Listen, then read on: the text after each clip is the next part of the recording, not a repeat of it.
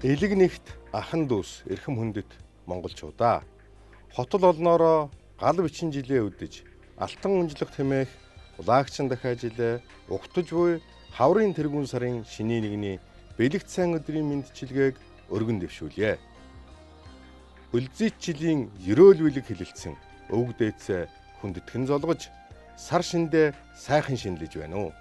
Цагаан сар бол ариун тунгалгыг айсан өдрүүдийн баяр жаргалыг ухтах ирээдүйн цог хиймрийг бэлэгддэг өвөг дээдсээс уламжилсан Монгол түмний давтагдшгүй өв соёл билээ. Улиран одож буй бичин жил монголчууд бидэнд үр өгөөж хишиг буйнаа хайрлаа. Бас сургамж ухаарлж үлдээлээ. Бороо хуртай дэлгэр зун ариун ургацтай налгар намар болж өндөрлөлөө. Малчин төмний минь ууггүй зүтгэл хөдөлмөрийн үр шимээр малын тоо толгой 61.5 саяд хүрч 19 аймаг малаа 5 төрөл дээр нь өсгөжээ.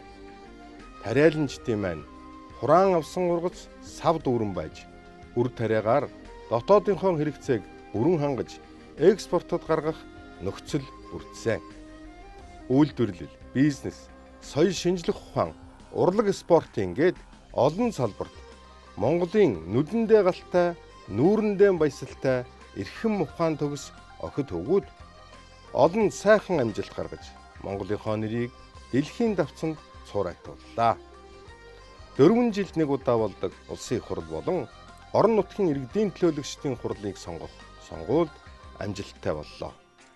Монгол түмэн маань Монгол ардын намд итгэл хүлээлгэлээ. Буруутсныг засах, бутарсныг цуглуулах, унсныг босгох үүрэг даалгаврыг ард түмэн энэ сонголтоороо бидэнд өгсөн. Итгэлийг зүтгэлээр хариулахын төлөө улсын их хурал засгийн газар хичээн ажиллаж байна. Үүний үр дүнд зарим эерэг өөрчлөлтүүд гарч эхэллээ. Сүүлийн 4 жилийн турш тасалдаж байсан төсвийн орлого 2016 оны урдчилсан гүйцэтгэлээр 504 тэрбум төгрөгөөр давж биеллээ. Гадаад худалдаа 1.6 тэрбум долларын ашигтай гарахаар байна. Гадаад валютын албан нөөц 1.3 орчим тэрбум долларт хүрлээ. Улсын их хурал эдийн засгийн хүндрэлээс гарах бодлогын арга хэмжээг хэрэгжүүлэх эрх зүйн зохицуулалтад онцгой анхаарч гадаадын хөрөнгө оруулалтыг сэргээх, үйлдвэрлэл, бизнесийг дэмжих, иргэдийнхээ нийгмийн хамгаалал, хөдөлмөр эрхлэлтийг сайжруулахад чиглэсэн чухал хууль тогтоомжуудыг батлан гаргалаа.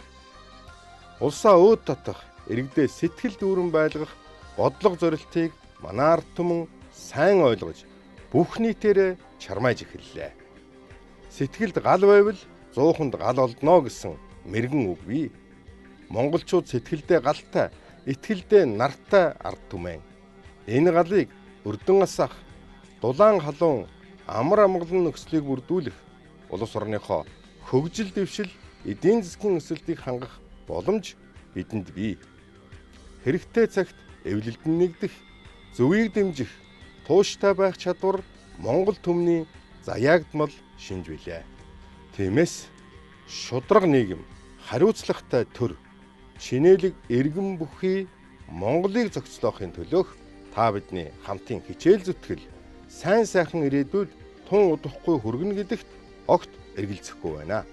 Уудам их орныхоо өнцөг болон бүрт болон хөлийн чандад ажиллаж амьдран сууга ахмад буурлууд, ахан дүүс нийт ард иргэддээ угтан золгож буй алтан унжлагт дахиад жилдээ элбэг хангалуун, итгэл дүүрэн, цог хиймэр бадрангуй байхын үлзийт өрөөлийг дэвшүүлэн барья.